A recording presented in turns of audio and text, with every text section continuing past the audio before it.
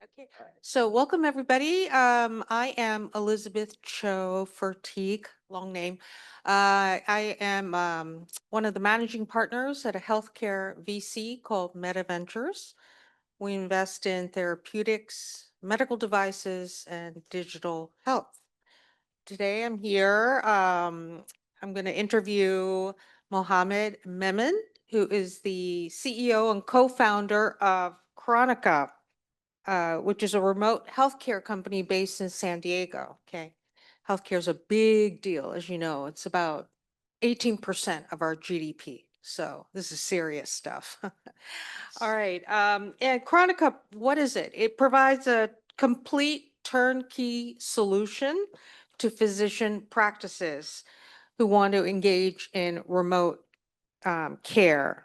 Chronica provides the technology, full stack platform, medical personnel, home use medical devices to patients, the data collection, and also, very importantly, all the back-end reimbursement services, all of which are vital to standing up a remote healthcare business.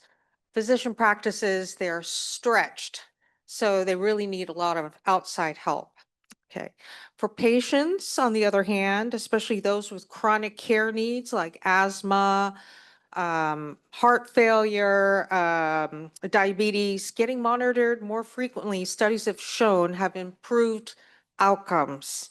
And the other stakeholders are insurance payers for whom, this results in cost reduction. And for physician practices, it's more revenue generation and headed more towards value-based care. Okay. Mohammed comes to Chronica with a deep executive background pulled from all sorts of operational roles across sectors, including technology, cloud services, healthcare, utilities, manufacturing, and much more. And he's used these collectively to garner very highly adaptive executive skills. So let's talk to Mohammed about Chronica. Welcome. Well, thank you so much for having me here. It's my pleasure. Okay.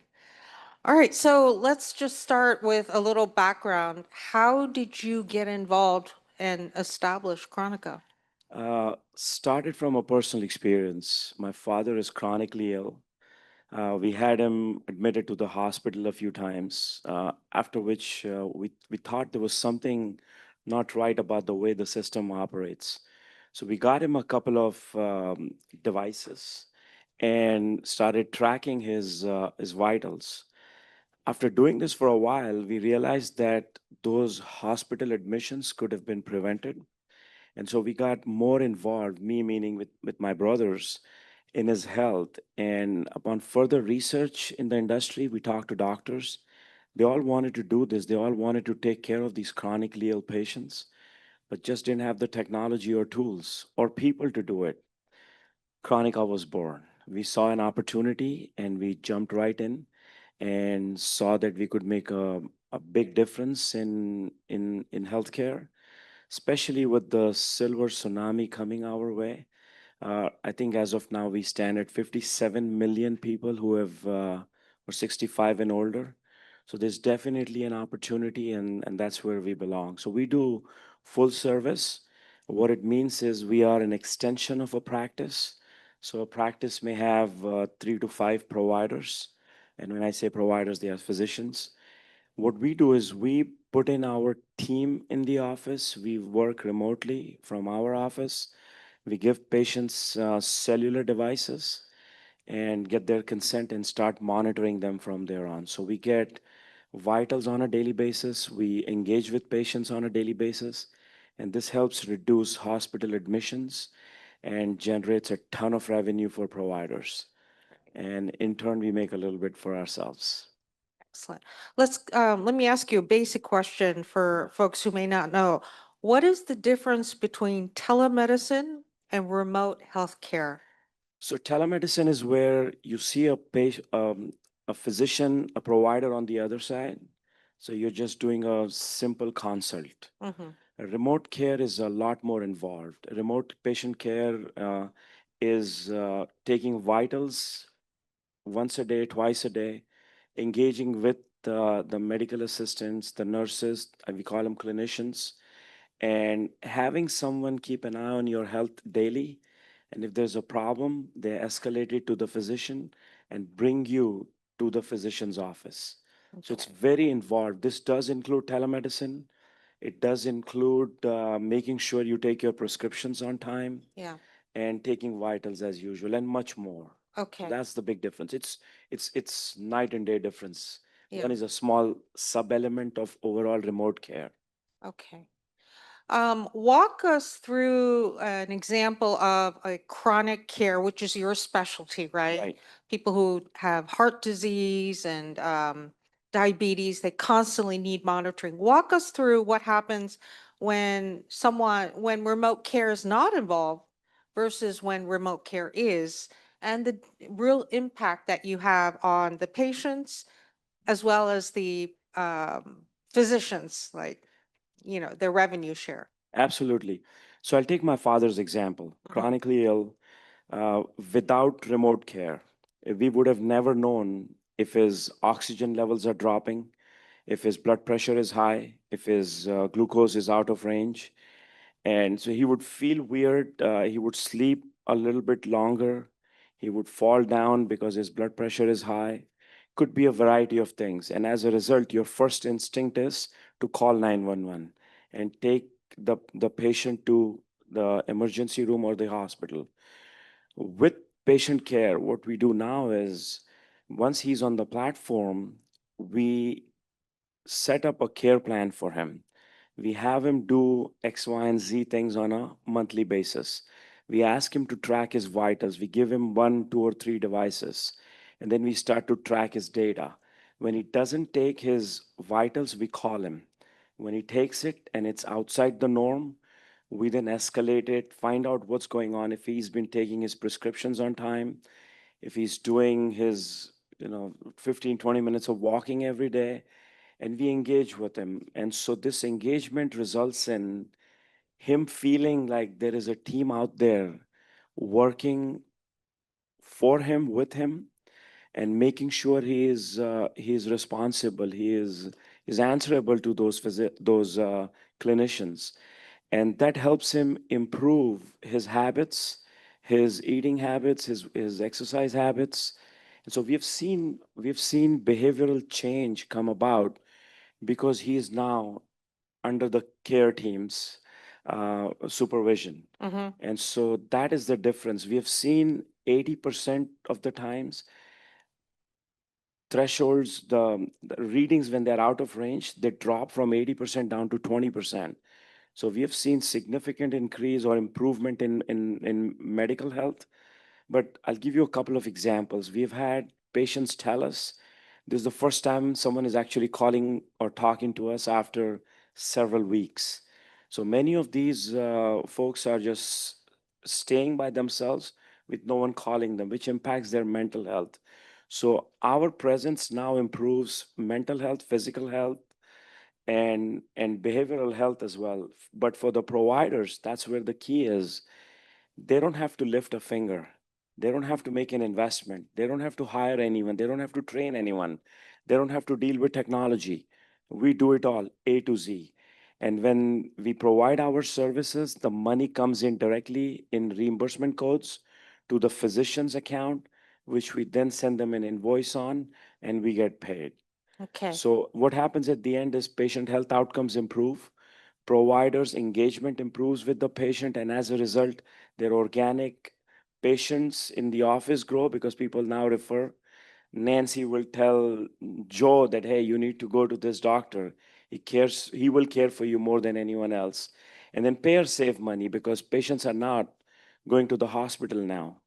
So I think everyone wins. Yeah, it sounds like all stakeholders. Um, Tell us about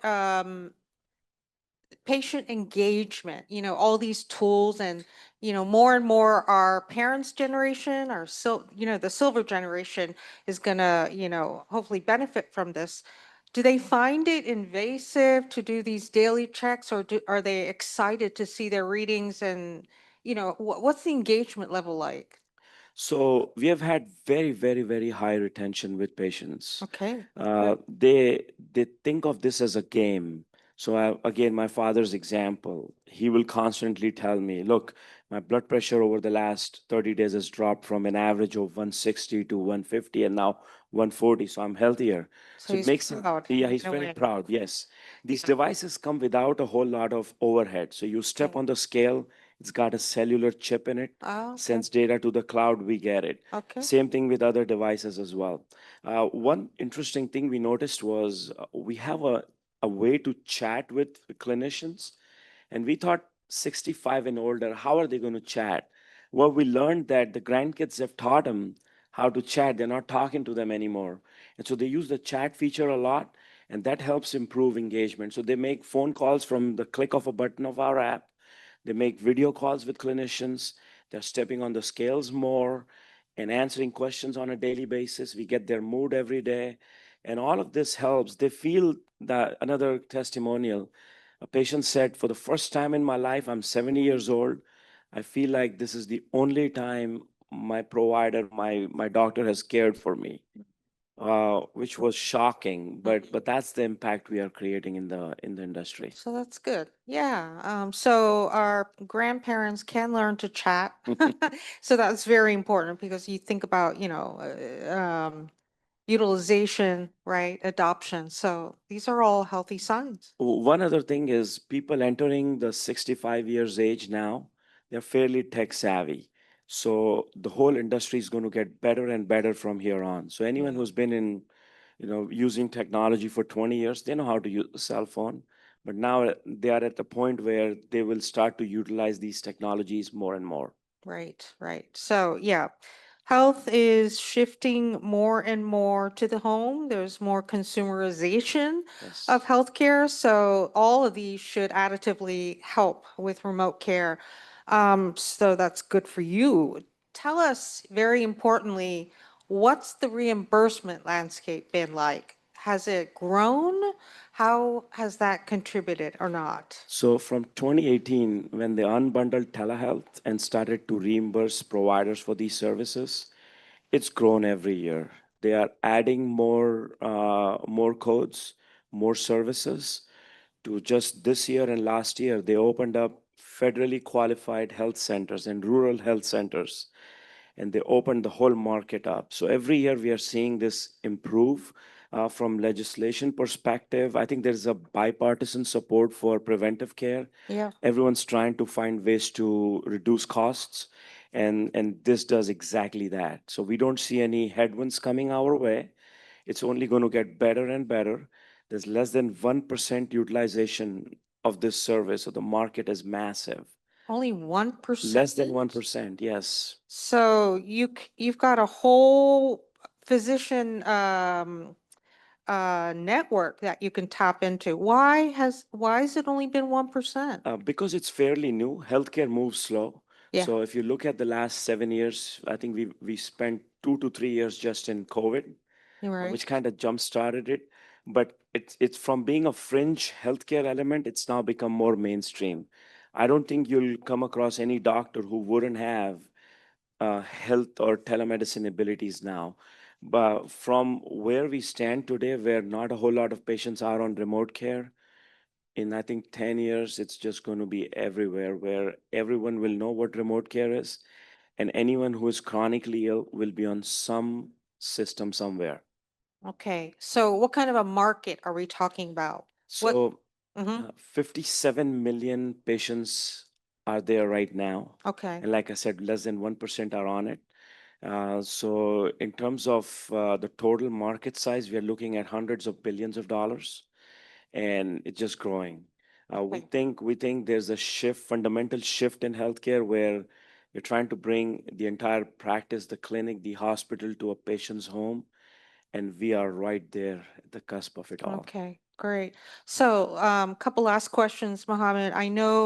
Tell us where you are in terms of traction and how you would like to grow. And I know there's some fundraising involved. So, That can is, you address all those three? yes. So we should end this year at around $1.8 million in ARR, which will be about 250% more than last year. Good. On track for another 300% increase next year and the following 2 years. We're going about 4 years for our projections. And there's more business than I can handle right now. And the only thing that we need is capital. We are raising $2 million in seed funds, 7% interest rate and 20% discount at 11 million cap. That's So good. the terms are Valuation, very yeah. favorable. $11 million cap. Cap, yes. So, and we have, I think by January, we'll be cash flow positive, which is very big for a company our size. Good. Yeah, we have 2026. 2026, yes. That's right. We're around the corner, extremely yeah. capital efficient in our operations.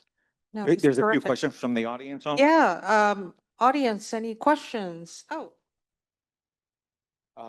Wait, we're coming over, we're coming over. okay. Be careful. You mentioned devices that transmit this data, whether it's a scale or whatever, but what are the interfaces or potential interfaces like with your iPhone, your Apple Watch, your Aura Ring?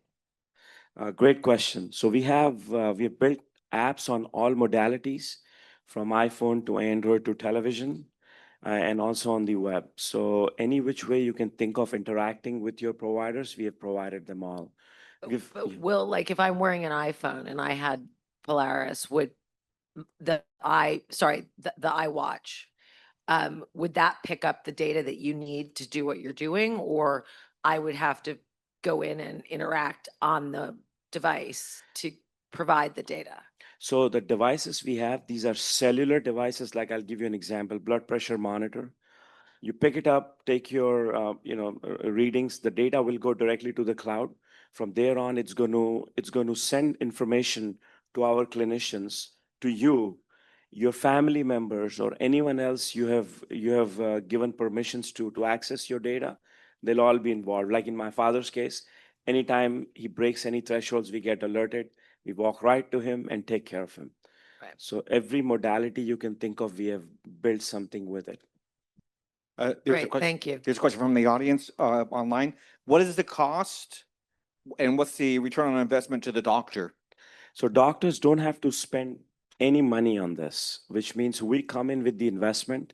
Our investment per patient to begin with is about $150, which we get reimbursed very quickly in the first 3 to 6 months.